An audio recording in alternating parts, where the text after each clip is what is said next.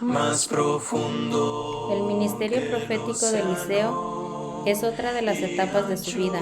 Esta es la culminación de las series de predicaciones de la vida de Eliseo. En esta enseñanza aprendemos lo que para Dios es el peligro de las alianzas mundanas.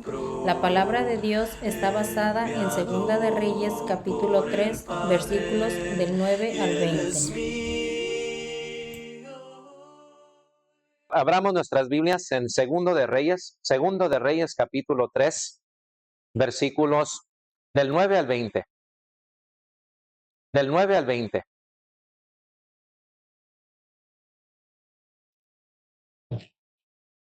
Dice la palabra de Dios, Segundo de Reyes capítulo 3, versículos del 9 al 20. Salieron pues el rey de Israel, el rey de Judá y el rey de Edom. Y como anduvieron rodeando por el desierto 7 días de camino, les faltó agua para el ejército y para las bestias que los seguían. Entonces el rey de Israel dijo, que ha llamado Jehová a estos 3 reyes para entregarlos en manos de los moabitas. Mas Josafat dijo, ¿no hay aquí profeta de Jehová para que consultemos a Jehová por medio de él? Y uno de los siervos del rey de Israel respondió y dijo, aquí está Eliseo, hijo de Safat, que servía a Elías. Y Josafat dijo, este tendrá palabra de Jehová. Y descendieron a él el rey de Israel, y Josafat, y el rey de Edom. Entonces Eliseo dijo al rey de Israel, ¿qué tengo yo contigo? Ve a los profetas de tu padre y a los profetas de tu madre. Y el rey de Israel le respondió, no, porque Jehová ha reunido a estos 3 reyes para entregarlos en manos de los moabitas. Y Eliseo dijo, vive Jehová de los ejércitos, en cuya presencia estoy, que si no tuviese respeto al rostro de Josafat, rey de Judá, no te mirará a ti, ni te viera. Mas ahora, traedme un tañedor. Y mientras el tañedor tocaba, la mano de Jehová vino sobre Eliseo, quien dijo, así ha dicho Jehová, haced en este valle muchos estanques, porque Jehová ha dicho así, no veréis viento, ni veréis lluvia, pero este valle será lleno de agua, y beberéis vosotros, y vuestras bestias, y vuestros ganados. Y esto es cosa ligera en los ojos de Jehová.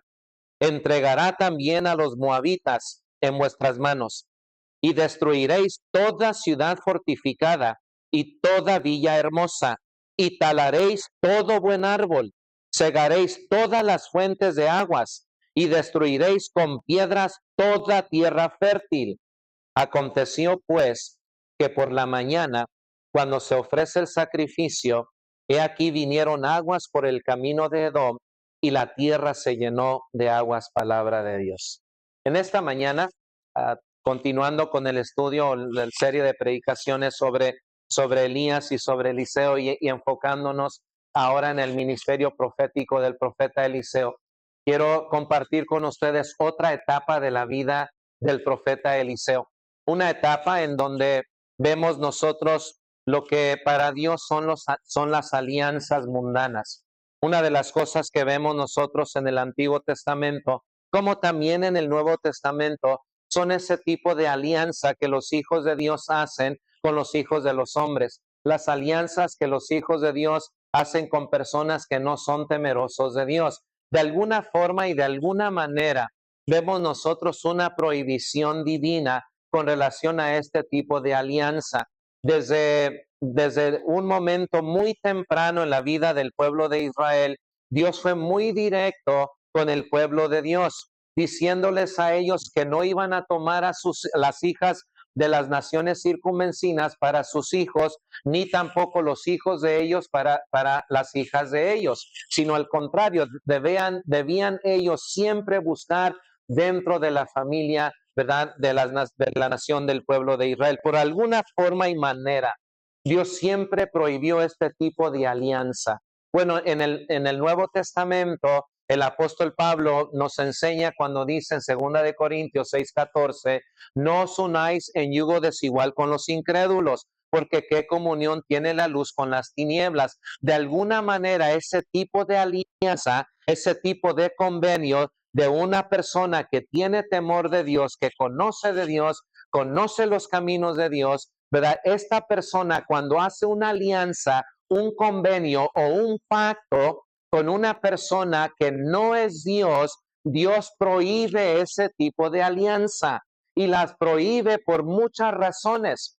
Y aquí quiero compartir una de ellas con cada uno de ustedes, el peligro de las alianzas mundanas, el peligro de unirte a una persona que no tiene temor de Dios. Es un yugo desigual. Vemos esto, vuelvo a repetir, en el Nuevo Testamento y creo que la iglesia ha enfatizado esto desde el principio a nuestros hijos, que cuando se casen el día de mañana, que siempre se casen dentro del reino de Dios. No es algo que, verdad, se les va a prohibir tajantemente, pero sí es algo que es importante que tomen en mente y en consideración el no unirse con personas que no son de la misma fe, que no son de la misma práctica, porque vemos nosotros las consecuencias que salen, ¿verdad?, de este tipo de relación mundana. Bueno, para poder emprender o comprender bien la forma de actuar, en este caso del profeta Eliseo, en este suceso dramático y también de una tremenda actualidad para nosotros, tenemos que ver brevemente los precedentes políticos y las circunstancias reinantes en aquel entonces. ¿Quién fue en este caso el rey del sur? ¿Quién fue el rey del norte? ¿Quién fue, verdad, estos que hicieron una alianza? Entonces, Josafat, uno que es mencionado aquí en Segundo de Reyes del 11 al 20, Josafat es el rey de Judá, el rey del sur. Fue uno de los pocos reyes temerosos de Dios. La Biblia enfatiza expresamente que no actuaba según las obras de Israel. En otras palabras, el rey del sur, que es Josafat, las obras de él no eran como el rey del norte, el rey de Israel. Las obras del rey de Israel no eran honorables delante de Dios. Por lo tanto, las obras del rey del sur no eran como las obras del rey del norte. El rey del sur era más temeroso de Dios, siempre buscando agradar a Dios. Es decir, tuvo el valor, el rey del sur, en este caso Josafat, tuvo el valor de ser impopular y de tomar decisiones en contra de la corriente. Fue lo positivo del rey Josafat, el rey del sur. Aunque le condujera la fama de ser un conservador anticuado y aunque digan de él, es un rey anticuado, es un rey de aquellos de antaño, vemos que a Josafat no le incomodó, ni le intimidó, ni lo movió a dejarse guiar por el voto popular o por lo que decía la gente. A él no le importó ser una persona anticuada, conservadora y solitaria que no está al día y que aparentemente no parece satisfacer las necesidades de la mayoría. Ese era Josafat, que no se iba a dejar intimidar por la gente. Evidentemente no se preocupaba de los sondeos de opinión también, ni tenía asesores ni analistas expertos que le aconsejaran en este sentido. Mira, tus ratings han bajado. Si quieren que tus ratings suban, pues tienes que escuchar al pueblo y tienes que hacer conforme a lo que ellos digan. Josafat diría, como dicen en inglés, so what? Eso no me va a incomodar. Eso no me va a intimidar. Me pueden hacer 1000 sondeos, no importa. Él tenía claro hacer la voluntad de Dios. Si le gusta al pueblo o no le gusta al pueblo, ese es asunto del pueblo. Su responsabilidad es hacer la voluntad de Dios. Sin embargo, vemos siempre y en todo momento que se animó su corazón en los caminos del Señor. Aunque había un pensamiento popular, él afirmó, hermanos, su corazón en los caminos del Señor. Ese fue Josafat, un hombre de un calibre que no se dejaba guiar por la gente, ni se dejaba intimidar, menos amenazar por la gente. Para él es claro, Él encaminó y se animó su corazón en los caminos del Señor. Quitó toda la idolatría del reino del sur. Lo hizo Josafat, rey de Judá. Quitó toda la idolatría. Se necesita valor y se necesita fuerza espiritual para destruir los ídolos favoritos del pueblo de Dios, ¿verdad que sí? Seguro que le costó bastante esfuerzo a Josafat, pero él estuvo dispuesto a hacerlo. Voy a quitar todo aquello que está lastimando al pueblo y sobre todo que está deshonrando a Dios. Lo voy a quitar. Pero es que la gente se va a molestar. Lo voy a quitar. Es que vas a perder la confianza del pueblo. Lo voy a quitar. Él afirmó su corazón en los caminos de Dios. Y él observó que por medio de la idolatría el pueblo caminaba de mal en peor y que la mano de Dios estaba contra el pueblo. Él pudo observar los resultados trágicos de las decisiones del rey del norte. Él pudo tomar ejemplo de lo que significa caminar en idolatría. Por lo tanto, en su gobierno, en sus dominios, Josafat, rey de Judá, determinó hacer la voluntad de Dios. Sin embargo, tenía una debilidad. Hay muchos hombres y mujeres que tienen muchas fortalezas, loables, que uno puede ver y decir, esta es una persona que si dice que lo va a hacer, lo va a hacer.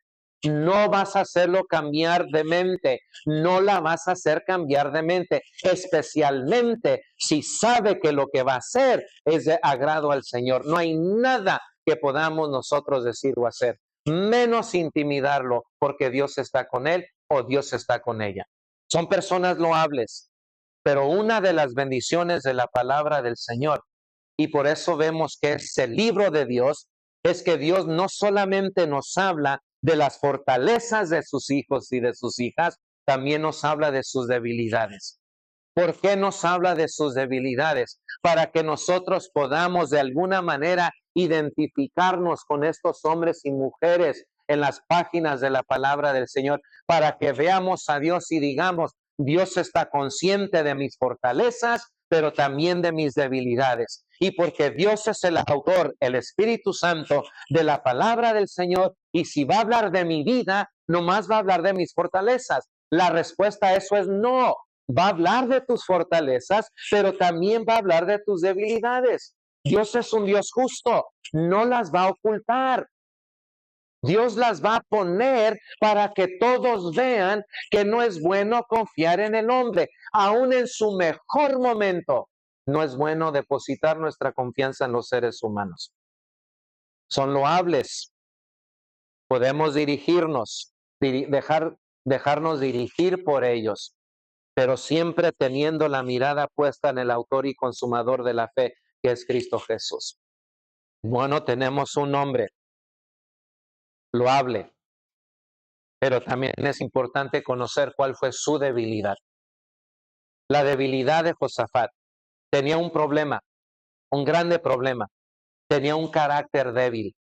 Y debido a ese carácter débil, se desvió más de una vez el rey Josafat.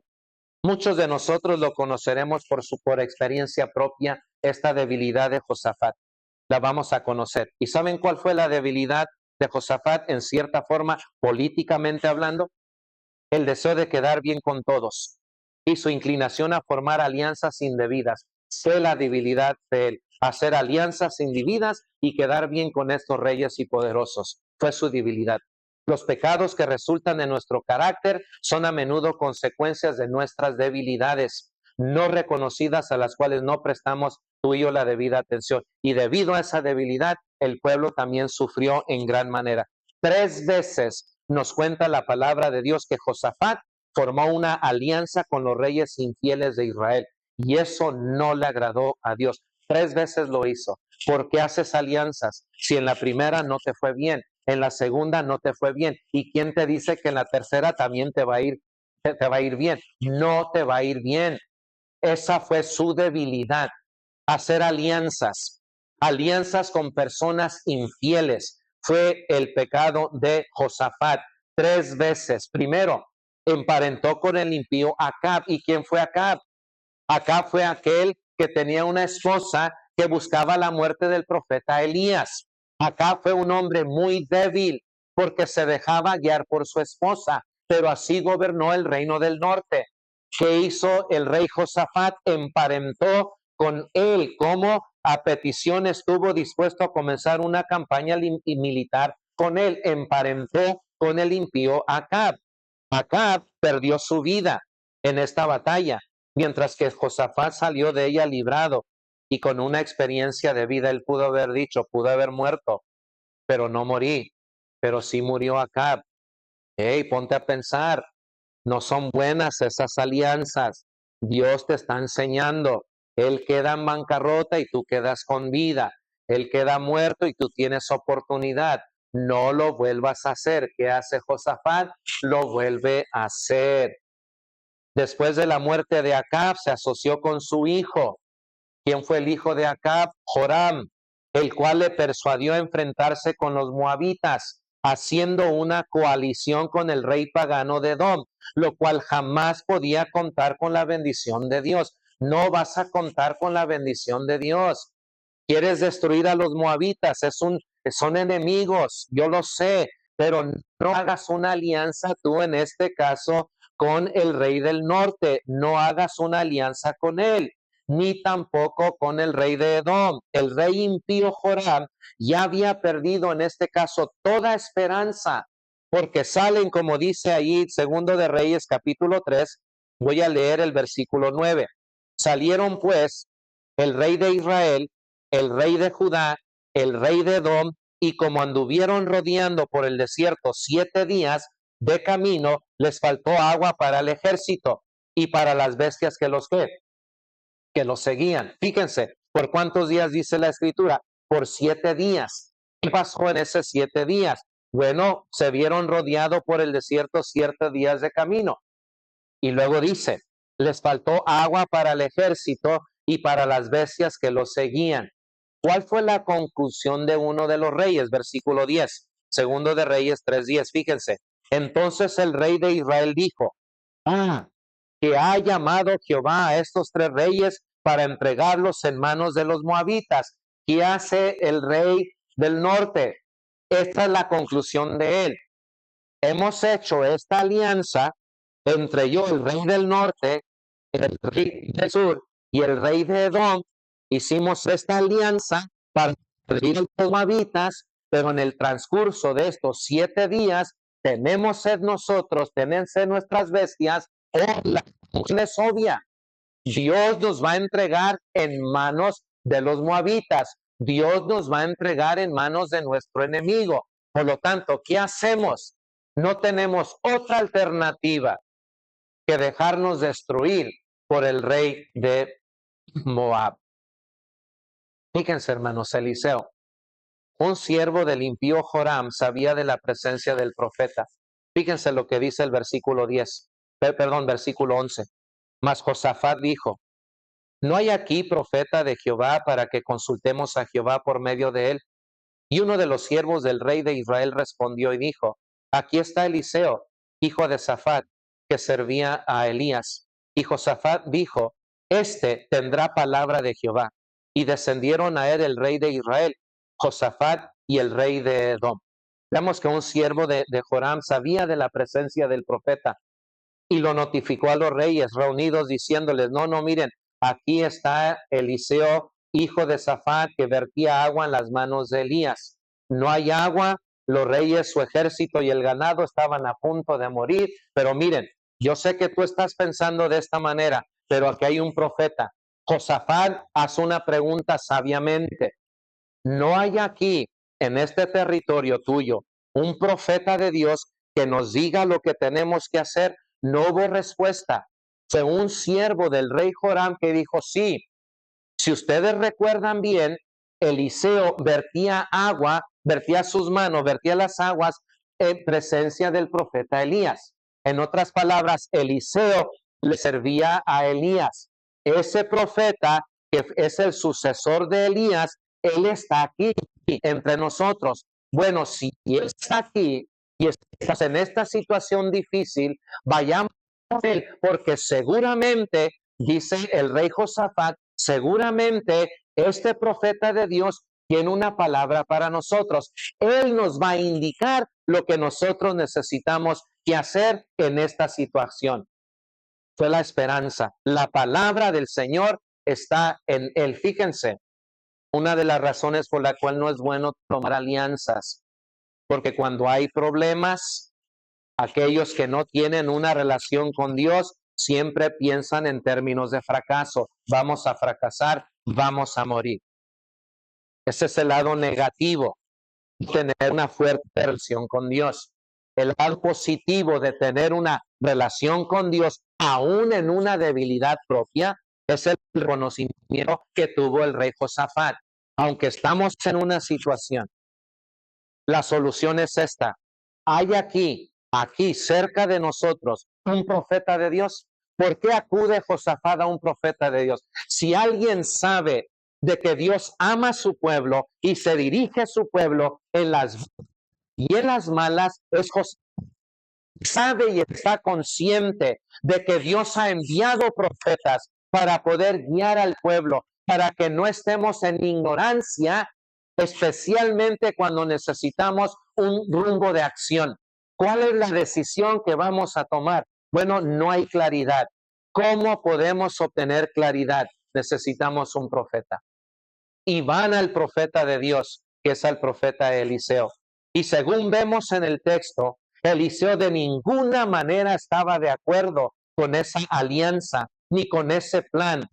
Permaneció cerca el profeta Eliseo, al alcance de ellos para que cuando lo necesitaran. Esa es la sagacidad, hermanos, de un profeta de Dios, de un hombre de Dios y de una mujer de Dios. Cuando te dicen, mira, no hagas alianzas.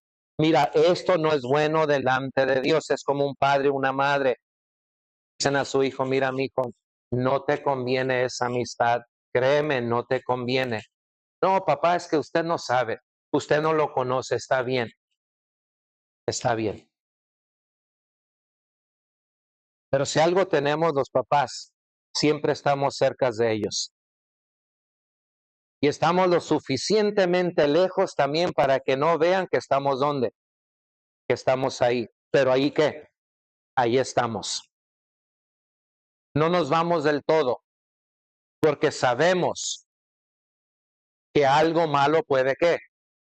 Suceder. Ese es Eliseo. Josafat ha hecho una alianza. No es bueno delante de Dios. Ya tienen 7 días.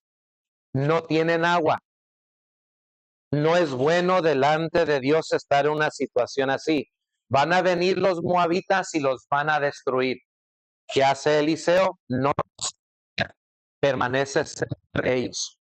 Qué increíble cerca de ellos. Ese es el amor del profeta por el pueblo de Dios, permanecer cerca.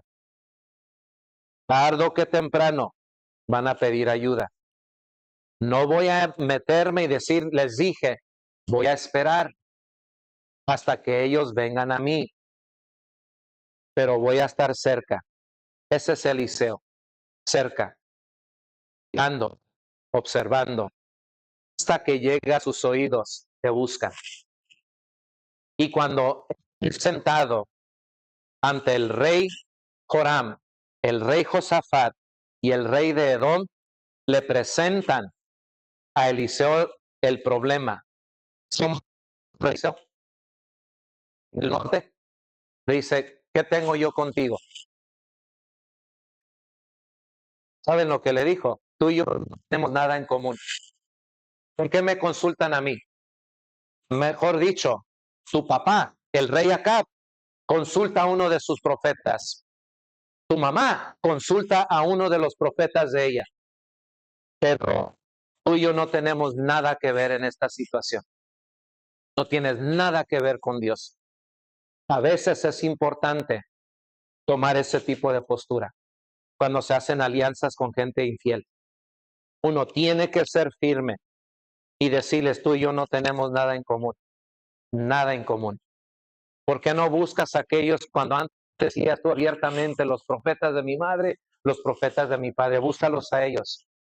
Ahora sí quieres venir cuando ya te ves en una necesidad. Ahora sí buscas a Dios. Ahora sí quieres de Dios. A veces uno se presenta como demasiado bueno, pero Eliseo fue firme. No tengo nada que ver contigo. ¿Qué tienes tú conmigo? Pero luego dice Eliseo, por amor a Josafat, porque él respeto, le tengo un respeto. Y por amor a él y por el respeto que a él le tengo, por eso te voy a hablar, pero no me voy a inclinar ni te voy a mirar al rostro. No lo voy a hacer, pero por respeto a Josafat, dice Eliseo, tráiganme un tañedor, un tañedor. Un tañedor es alguien que toca un instrumento de música, generalmente para acompañar cantos o danzas. Es lo que hace y lo que pide el profeta Eliseo. ¿Por qué un tañedor, hermanos? Eliseo estaba molesto, estaba airado, como diciendo, ¿cómo es posible, Josafat, tú también estás en una situación así? Al rey no puedo hablarle ni quiero verlo, pero por respeto aquí estoy aquí. Tráiganme por favor un tañedor. ¿Por qué pidió un tañedor el profeta Eliseo? Ustedes saben, hermanos, que la música a veces es importante para el alma. La música a veces calma, relaja, te ayuda para poder recogerte una vez más. No salgan de aquí, voy a poner las de Vicente Fernández, las de José Alfredo Jiménez para calmarme. No, no estoy, no tomen lo que digo y se vayan a un extremo. Es alabanza, es canto que honra y glorifica el nombre de Dios. A veces uno tiene que escuchar el tocar de un instrumento, el oír una alabanza para que nos calme. Porque cuando uno está airado, como dice la palabra, airaos, pero no pequéis. No se ponga el sol sobre vuestro enojo y no le den lugar a quién, al diablo. Hay un tañedor aquí, dice Eliseo, si hay uno, tráiganlo. Y que él comience a tocar. Y comenzó a tocar el tañedor. Y Eliseo comenzó a escuchar, comenzó a tranquilizarse y a humillarse delante de la presencia del Señor.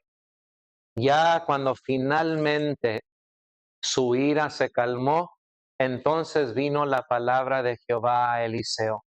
Por eso es importante nuestra indignación a veces con situaciones que se dan en la congregación, a veces en la familia, a veces con los hijos, ¿verdad que sí? A veces con las hijas, a veces con el esposo, a veces la esposa. Nos llenamos de ira, nos llenamos de indignación. Si esto no es de Dios, ¿por qué lo hiciste? Mira lo que has traído, mira lo que ha sucedido.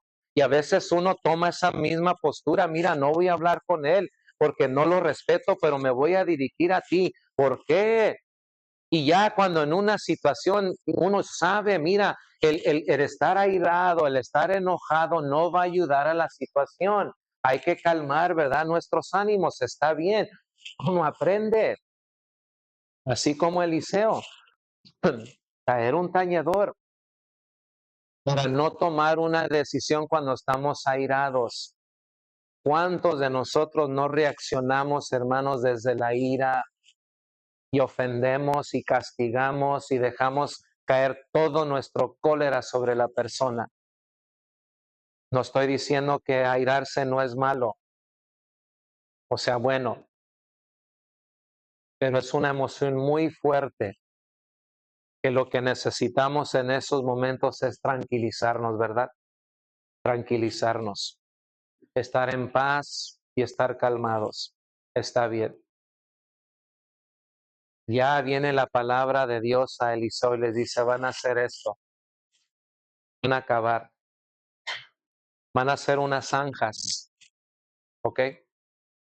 Porque va a venir agua.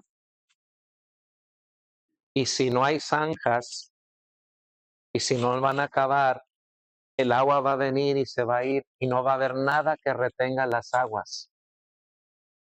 Hay que hacer hoyos en toda esta región porque Dios va a hacer descender agua. pero no hay nubes, no hay vientos. Estamos en una situación difícil y tú nos pides cavar, hacer hoyos. Sí, les dice Eliseo, esa es la palabra de Dios. Hay que hacer hoyos. Y ahí los ves, hermanos, haciendo hoyos, cavando, haciendo zanja. Y dice el versículo, el versículo 19, perdón, versículo 17, porque Jehová ha dicho así, fíjense, no veréis viento, ni veréis lluvia, pero este valle será lleno de agua, y beberéis vosotros y vuestras bestias y vuestros ganados. Y esto es cosa ligera en los ojos de Jehová. Entregará también, no solamente va a hacer eso, sino también va a entregar a los moabitas en vuestras manos, y destruiréis toda la ciudad fortificada y toda viña hermosa, y talaréis todo buen árbol, cegaréis todas las fuentes de aguas, y destruiréis con piedras toda tierra fértil. Aconteció, versículo 20, que por la mañana, cuando se ofrece el sacrificio, he aquí vinieron aguas por el camino de Edom y la tierra se llenó ¿de qué? De aguas. O sea, qué bendición. Ellos se están cavando y en la mañana, en la hora del sacrificio, sucedió un milagro. ¿Cuál fue el milagro? Comenzó a descender ¿qué? Agua. Y esas aguas que comenzaron a descender en todos los hoyos, en las zanjas que ellos habían cavado, ahí fue depositada el agua que tuvieron la oportunidad de beber ellos, sus animales y sus bestias. Y la promesa de Dios era, no solamente van a beber, sino van a destruir ustedes a los moabitas por mano de Jehová. ¿Cuál es la enseñanza espiritual en esto? Que una persona superficial solamente va a poder beber superficialmente. Lo que necesitamos hacer en nuestras vidas es cavar, es hacer hoyos para que cuando venga la bendición de Dios, esos hoyos sean llenados con la bendición de Dios. Pero para eso yo necesito obedecer a Dios. Si Él me pide cavar, voy a cavar, aunque no hay promesa de lluvia. Necesitamos confiar en Dios. La aplicación espiritual para nuestras vidas es obvia. Dios también quiere inundar nuestras vidas áridas, pero con bendición. Nosotros tenemos que cavar zanjas en el valle, porque el agua siempre va al lugar al lugar más bajo. Y es en los lugares más bajos donde el agua puede ser llenada. Sin humillación, sin estudio de la Biblia y sin oración, los torrentes de bendición prometidos de Dios pasarán de largo y se desvanecerán casi sin que tú y yo los toquemos. Los creyentes superficiales serán tocados solo superficialmente. Precisamente a la hora del sacrificio fue cuando las zanjas fueron llenas de agua.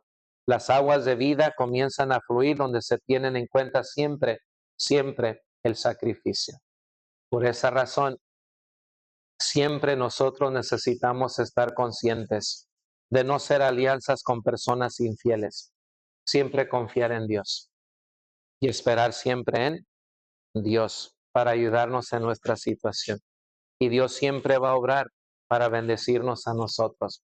Nomás tener cuidado de no hacer alianzas con personas infieles, no hacer convenios, no hacer pactos, sino permanecer fiel a Dios para que siempre fluya la bendición. Y si nos encontramos en situaciones difíciles debido a esas alianzas, aún ahí hay esperanza. Confiar siempre en Jehová Dios de los ejércitos. Vamos a estar de pie, hermanos, hermanas.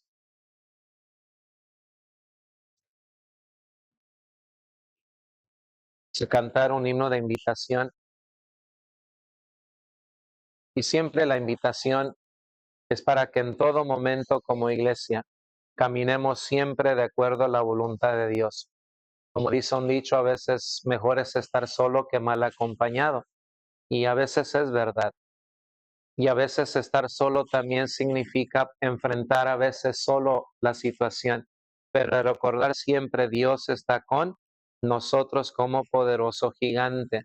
Y de vez en cuando hay que cavar, hay que hacer hoyos y dejar que el fluir de la bendición de Dios también llene esos vacíos en la vida de cada uno de nosotros. Y termino. Y gracias a Dios también por los hombres y mujeres de Dios que siempre tienen una palabra para poder compartir. No van a ignorar. Usted, hermano, está en esta situación por esto. No, hermano, no, Hermano, es que delante de Dios estás en esa situación por esto, pero ¿sabes qué? Dios es bueno y Dios es misericordioso. Esta es la voluntad de Dios. Pero a veces hay que tranquilizarse, a veces necesito un tañedor, necesito a alguien que venga y toque, porque ahorita no puedo pensar claramente. Ya cuando se baja todo aquello, entonces viene la palabra de Dios. Eso es lo que Dios dice. Y cuando Dios diga, esto es lo que se tiene que hacer, somos llamados a obedecer a Dios. Pero gracias a Dios por esos padres, esas madres, que si nos enojamos, nos airamos, nos indignamos, pero que hemos aprendido también a relajarnos, a buscar siempre paz y sosiego, y entonces venir y decir, eso es lo que Dios quiere que nosotros hagamos. Gracias a Dios, que nos da las herramientas para poder calmarnos. Dios no ignora nuestra indignación, pero nos invita a calmarnos. Cálmate. ¿Ya estás tranquilo? Sí. Ok. Ahora dile esto. Ahora habla de esta manera. Dile que esto es lo que necesitan que hacer. Esa es la palabra de Dios. Que venga y sea un refrigerio para nosotros. Vamos.